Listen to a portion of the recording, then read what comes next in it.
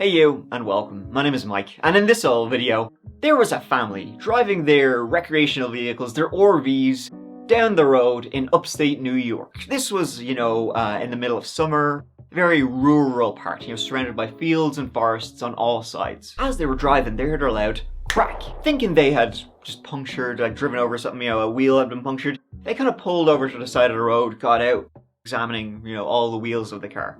However, when they got out, they saw a man approach them from the tree line. He had a shotgun in his hand. This story is woof. We got escaped killers on the run, the help they got from the inside in exchange for some really funny bad paintings, and a hunt across upstate New York. Before we get into it, please click that little subscribe button to see new videos every single week. Now, let's give it a go.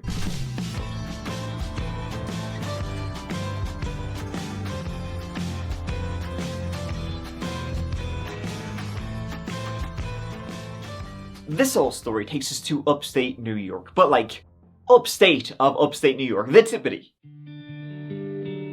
Deep in the Adirondacks lies the small village of Dannemora, population about 4,000. Now I hear you're barking big dog. Slow your roll there, Mike. 4,000, that's not exactly, that's small. Well, it is until I tell you the next part, because there's 4,000 people living in Dannemora, 3,000 of them prisoners in the maximum security prison that makes up most of the town.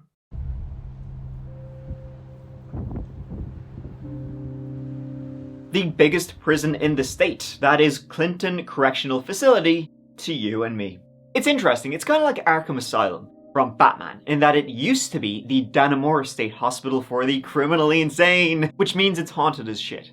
It wasn't just for people who had mental health issues, though, who committed crimes and that sort of thing. No, this hospital was for people who went insane while they were serving their sentence. So the treatment is really top draw. It's sometimes referred to as New York's Little Siberia due to how cold it can get up there in the winters. So that kind of acts like its own little punishment right there. And it's been home to such luminaries as Gangster Lucky Luciano, Carl Panzram, David Berkowitz, Chris Porco, so big dogs as prisons go. It's hardcore, maximum security, that means real secure. You ain't getting in, you ain't getting out. Okay, I suppose you're gonna get in if you commit some really sick shit, do some real sick crimes in New York. You're not getting out though. Unless you're one of the two killers who escaped quite dramatically in 2015 from this maximum security prison. This then launched one of the largest manhunts in recent times. Let's talk about it, because while there's shit you will not hear. Summer 2015, June 6th to be precise, D-Day. In one of the less secure wings of the prison, where the inmates, they could cook and they could watch TV, there were card tables. At 5:30 a.m, roll call for the morning, that's when 2 inmates were unaccounted for. They didn't exit their cells like all the other inmates in this wing did. The guards immediately went over to their cells, and they were empty. There was dummies in their beds. They had last been seen at 10:30 p.m, the nightly roll call, before they would go into their cells. So sometime during the hours of darkness, between 10:30 p.m. and 5:30 a.m, they had somehow escaped a maximum security prison. And these 2 particular inmates had a very long and extensive tapestry of history, very beautiful, in the opposite way, of crimes. I'm talking sexual assaults, burglaries, armed burglaries, regular old assaults, and murders. 3 graves had been filled on their accounts. Their names were Richard Matt and David Sweat.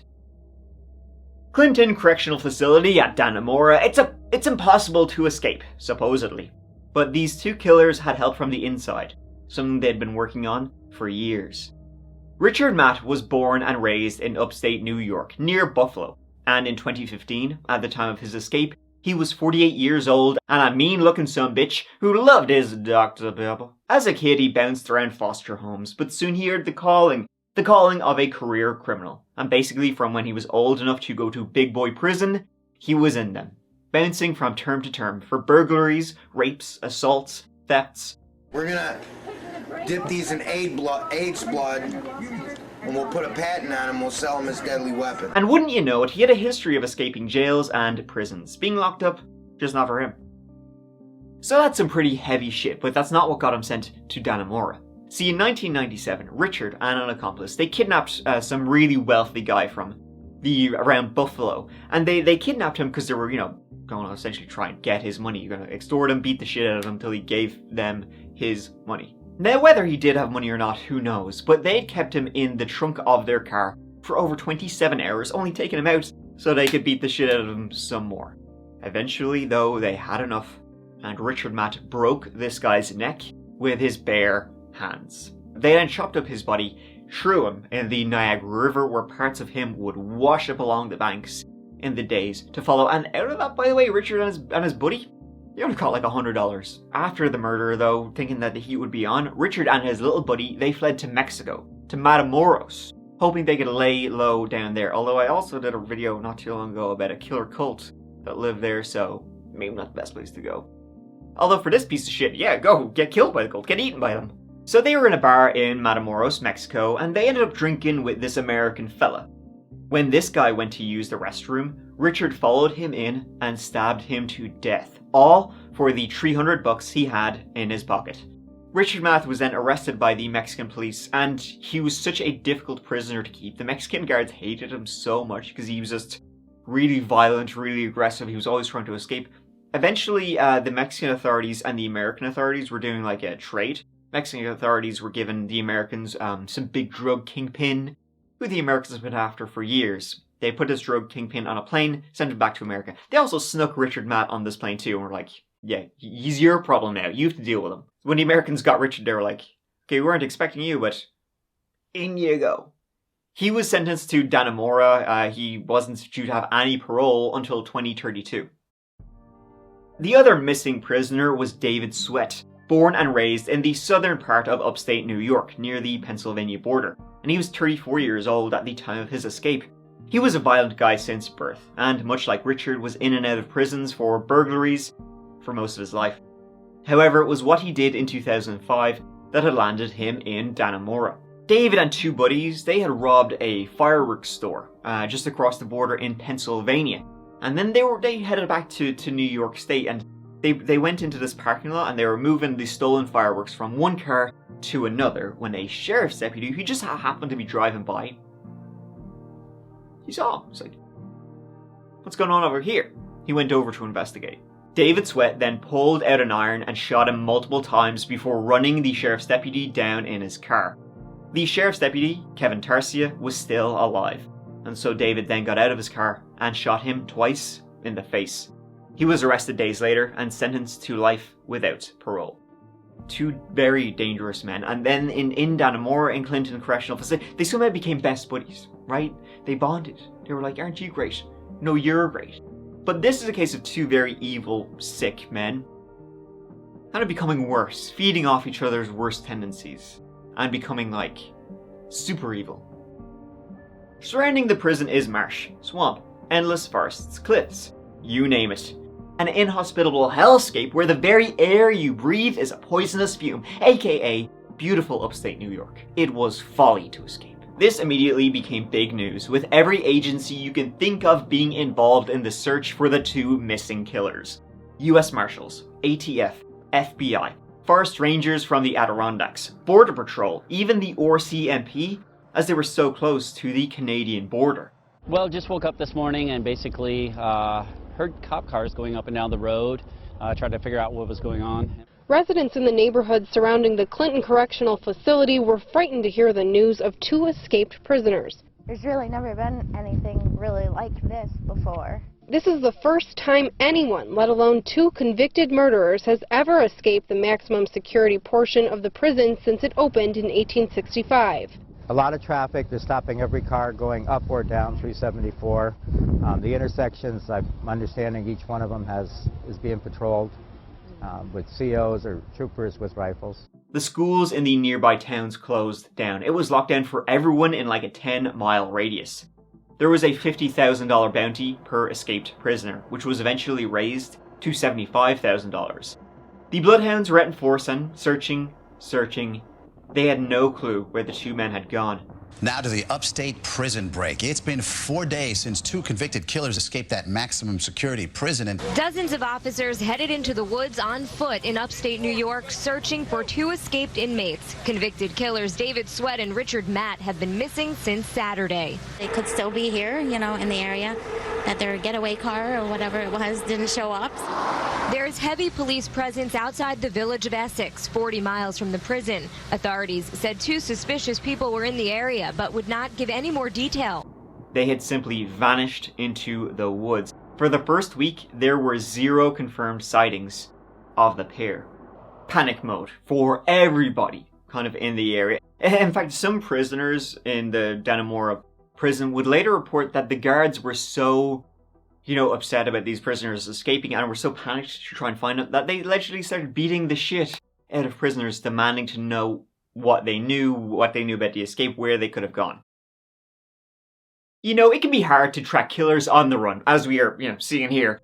Extremely hard. But of course, if you didn't want to be tracked, what would you do? What would you do? Why, use NordVPN, of course.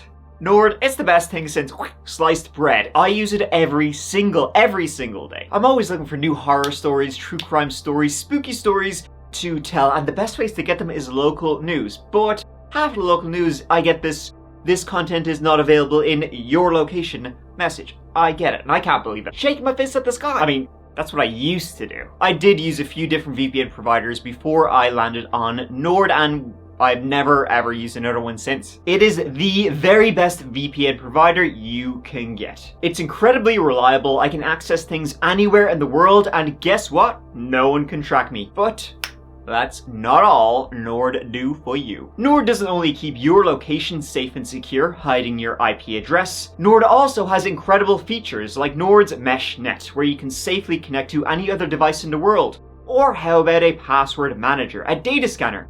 Or Nord's Threat Protection, that keeps you safe from any hackers, malicious websites, trackers, phishing, ransomware. No more. Nord's goal is to make the internet better than it is right now. An internet free from censorship, from online surveillance, from online threats. I think we can kind of 2 thumbs up for none of that no more. So become safer with a click by downloading NordVPN today. And if you use my special little link, that is nordvpn.com/thatchapter, you can get an exclusive deal. Get a NordVPN 2-year plan plus 4 months for free right here at nordvpn.com/thatchapter. It's risk-free with Nord's 30-day money-back guarantee. Nord is your all-in-one, keep you safe and private on the internet thing. So give them a go because I use them every single day. Once again, that is nordvpn.com/thatchapter to get a 2-year plan and 4 months for free on top of that. All with Nord's 30-day money-back guarantee. Thank you so much to Nord for supporting That Chapter. Now let's get back to our killers on the run.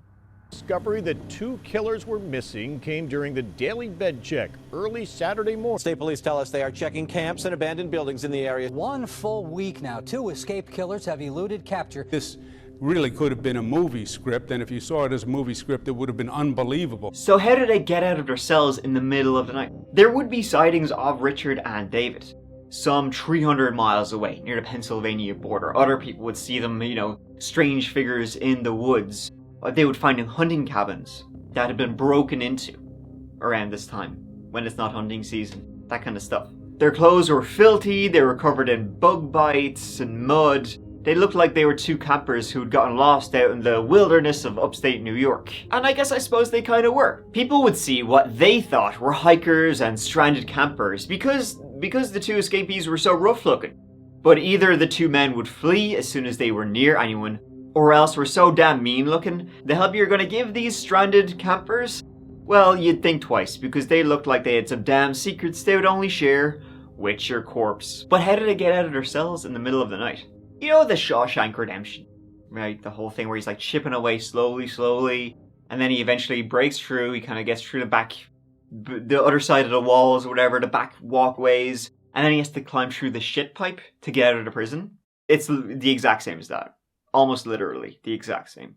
They started carving holes in their cell wall using tools they'd received from some inside help, which I'll get to that in a second. And after doing this for weeks, on the night of, it was go time. They left dummies in their beds, Then it was through this hole they'd carved in the corner of their wall. Then time was ticking. 7 hours before morning roll call. Some watch issues.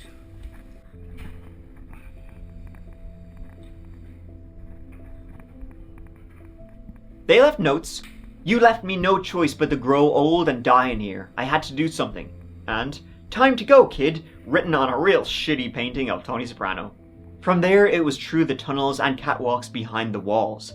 They had to crawl through tunnels exactly like Shawshank Redemption style, very claustrophobic. In fact, Richard Matt got so claustrophobic at one point that David Sweat had to pull him.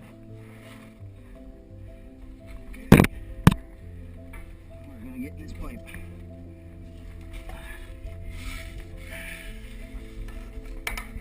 They then left another note. Have a nice day, which they also weirdly used to demonstrate their racism towards Asians, which has nothing to do with anything, I guess, but they really just couldn't hold it in anymore. This video, by the way, is showing their exact escape route. They eventually made it out of a manhole in downtown Dannemora, located about 150 yards outside the prison, and from there, it was to freedom. And so what help did they have, like, from the inside? Joyce Mitchell was a local of upstate New York. After finishing high school, she got a job at a local factory. Now Joyce, she had a pretty regular existence, nice family life. She had married her high school sweetheart, they had a kid together. But during that marriage, she did have an affair with a co-worker at the factory, and this led to the marriage falling apart. Joyce left her husband for this other guy, and they married each other. However, it was at this factory that she worked at, where they made slippers, if you can believe that. The factory eventually closed down. No more slippers, folks.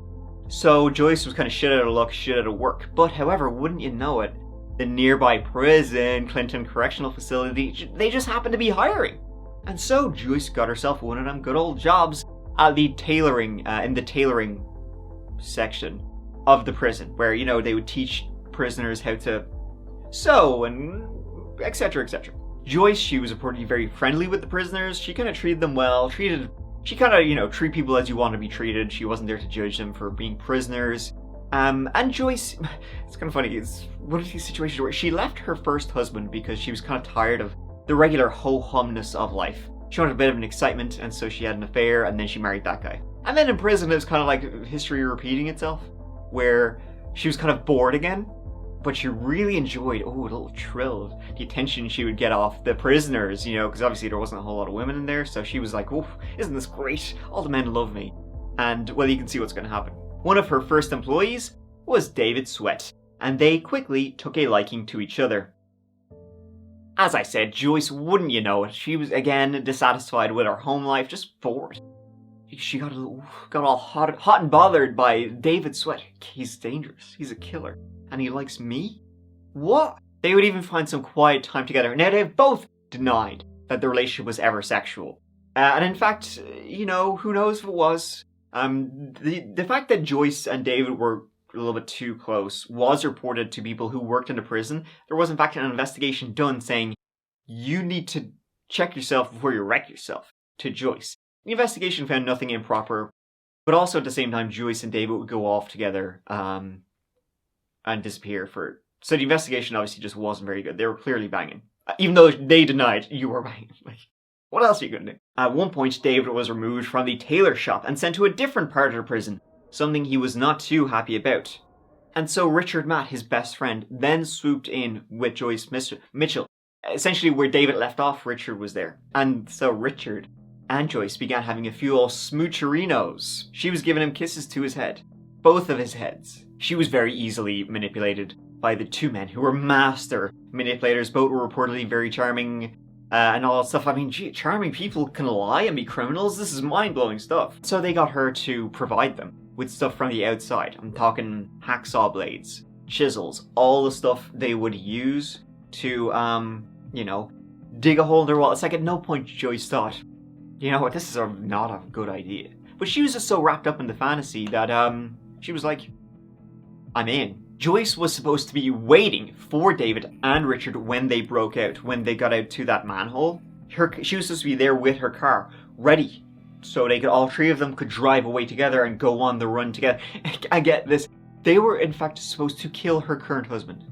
Richard and David were supposed to murder her husband. Just when you think people can't get any stupider, they do. But Joyce, having one last minute realization of remorse, of guilt, of whatever, and realizing, wow, this is really fucking stupid.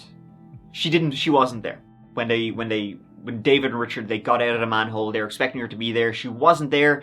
They did start freaking out, but eventually they just booked it into the woods. They were also helped by a prison guard. It wasn't just Joyce, there was a prison guard named Gene Palmer, who also was helping the two guys. I don't think he was sucking them off like Joyce was, but you never know. I mean, they were reportedly very charming.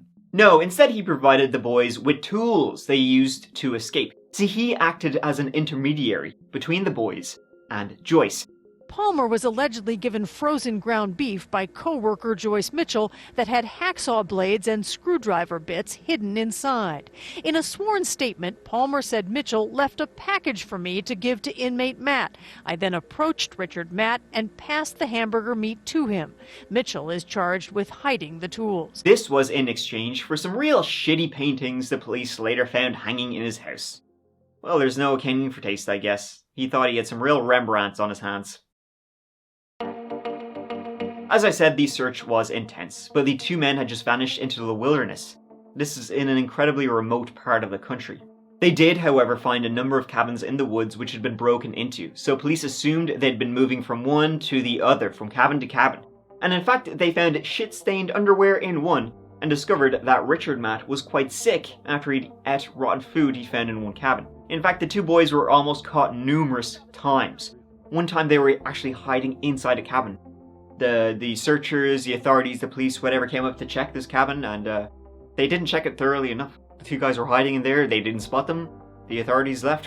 Whew, that was a close one. Another time, David Sweat was hiding in a tree, up a tree. An officer was walking literally right underneath the tree. Didn't see him.